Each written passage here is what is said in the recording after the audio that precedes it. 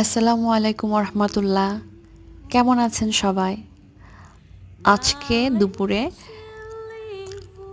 সুলতান সুলেমানের প্রিয়তমা সহধর্মিণী হুররাম সুলতানের প্রিয় মাংস রান্না করলাম। বলেন তো হুররাম সুলতানের প্রিয় মাংস কি ছিল? এটা কিসের মাংস? হুররাম সুলতানা, সবাই হুররাম সুলতানার মানে অনেক পছন্দ করতো হুররাম সুলতানাকে, কারণ তার কূটবুদ্ধি কূটকৌশলের কারণে, তার সৌন্দর্যের কারণে। তার অনেক গুণ ছিল, তিনি গুণবতী ছিলেন। তো গুণবতী এই ভদ্রমহিলার এই প্রিয় খাবার একটু চেখে দেখতে ইচ্ছে হলো, আগে কখনো খাওয়া হয়নি।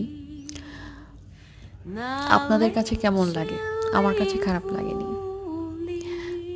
আলহামদুলিল্লাহ ভালো লেগেছে।